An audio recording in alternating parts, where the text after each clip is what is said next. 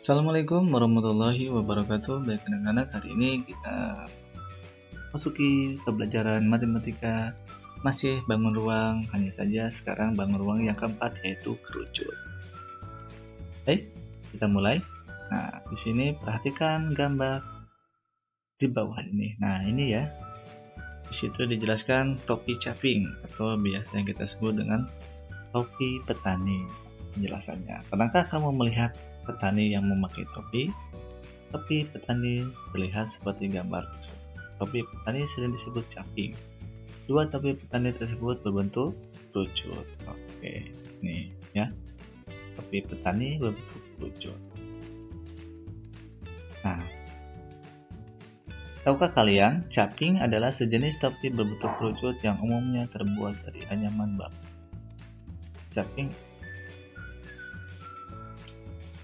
Caping ada juga yang terbuat dari daun pandan atau sejenis rumputan ataupun daun kelapa. Pada pengertian 1 dapat disebut sebagai berikut. Benda pada gambar 3.7 merupakan benda berbentuk kerucut. Selain topi petani, ada juga topi untuk acara ulang tahun, yaitu topi ulang tahun juga berbentuk kerucut. Nah, perhatikan gambar 3.18. Ini ya, contoh dari topi ulang tahun. Oke, nah di sini ada penjelasan. Kerucut merupakan limas dengan sisi alas berbentuk lingkaran. Kerucut dapat juga diartikan sebagai bangun ruang, di mana bangun ruang tersebut dibentuk sebuah lingkaran pada sisi alas dan sisi lengkung yang mengelilingi lingkaran tersebut. Perhatikan gambar 3.9. Ini ya, penjelasannya. Nah, ini titik puncak.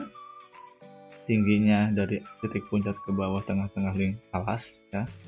Sisi tegak atau selimut kerucut tinggi. Nah, ini ada rusuknya berbentuk lingkaran dan ini sisi alasnya. S ini S selimut ya. Nah, berdasarkan pengertian titik sudut, kerucut mempunyai titik sudut. Apa? Karena kerucut mempunyai titik puncak. Nah, lihat. Nah, ini ada di sini. Titik sudutnya ada ya, 1 ya. Namun, beberapa ahli berpendapat bahwa titik puncak kerucut merupakan titik sudutnya. Oke. Sudah jelas?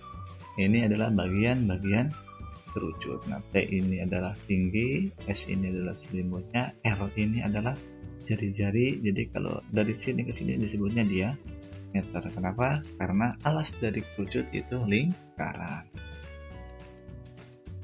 Oke. Kerucut mempunyai bagian-bagian seperti titik puncak, rusuk, dan sisi. Sisi-sisi sendiri terdiri atas sisi alas dan sisi tegak atau selimut kerucut. Adapun hal-hal yang berkaitan dengan kerucut yaitu jari-jari, tinggi, dan garis pelukis. Nah, ini garis pelukis nih. Garis pelukis ya.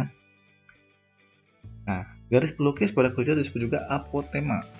Baris panjang pelukis biasanya dihitung menggunakan rumus Pythagoras. Oke, ini garis miringnya ini nih ya, yang miringnya ini adalah disebut garis pelukis. Jadi bagaimana cara mencari garis pelukisnya? Menggunakan rumus Pythagoras, yaitu tinggi kuadrat ditambah jari-jari kuadrat sama dengan garis pelukis kuadrat. Itu atau yang sering disebut rumus Pythagoras. Nah, yang selanjutnya adalah jaring-jaring kerucut. Perhatikan. Nah, jika kerucut kita bongkar, maka akan seperti ini.